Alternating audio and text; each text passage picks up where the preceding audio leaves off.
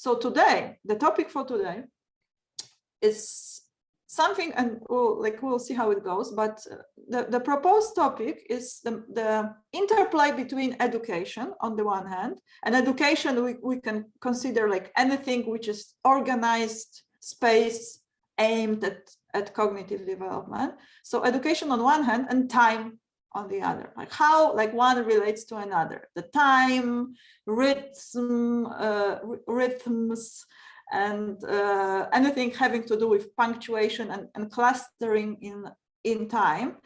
Like if you think about the school, like the traditional school or university, like this structuration in time packets, which like particularly schools, because universities are much more loose in this sense, but differently structured.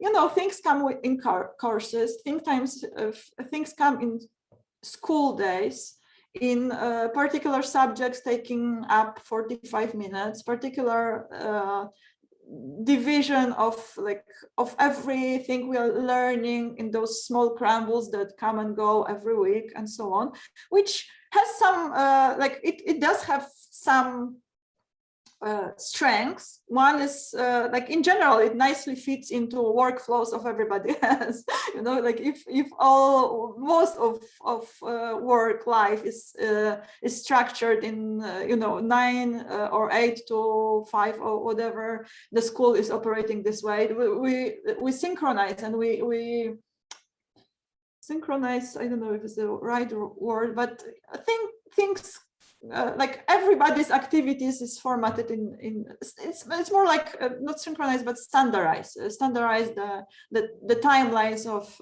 like in the society. And the question is it right, and is it just to say that it's just simply industrial and we need to get past industrial, because societies do like the cooperate, right? Okay, I'm really bad with words today. This, you know, the bringing together, social bringing together of people. Okay.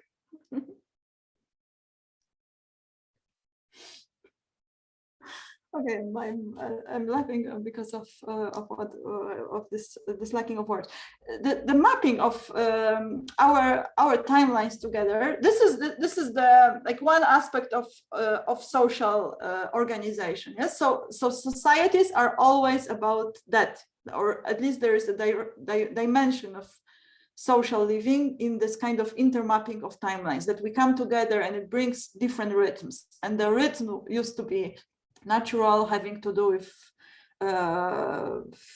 cultivation of food and whatever. Then they become industrial, but the deeper logic in it remains. Yes, that we organize together to do particular things in sync or in some kind of coordination. But another, like, so this is like a social dimension of it. Yes, but there is more to time than that, because there is also personal and also kind of habit development in terms of like individual life.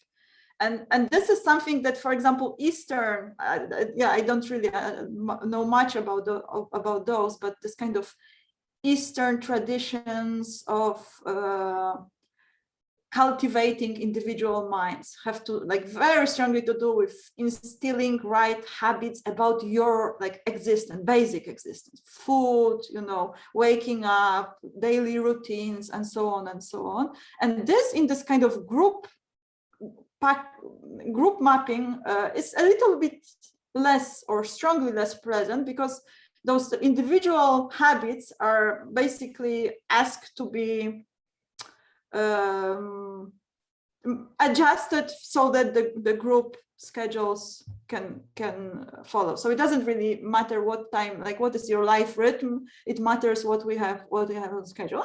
You know, like it's not so obvious how to bring those two together.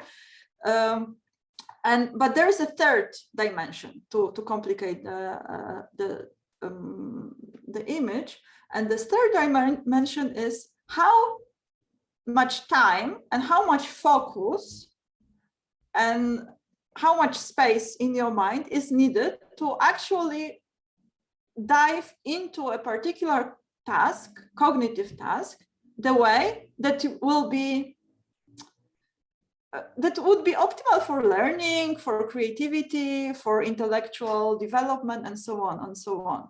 And this is something that people that work or something like, for example, researchers, but also artists, people who are like writing books, whatever, yes, to dive into a particular topic deep enough so that you start to be creative in it and start to think a bit longer and complex thoughts than just basically like, you know, like reshuffling what is. It just takes like a few days of like tuning in before you like write the first sentence that makes sense. So that really makes sense. And it's not just something that, it's not about recombination of existing thoughts, but developing new ones. And if we are speaking about learning and learning deeply, the question of this cognitive, like the necessity for the cognitive space to really tune into the task before we like are asked to get out of it is also a question. So those three, like to my mind, are angles of this question, and I'm sure there's more angles than that.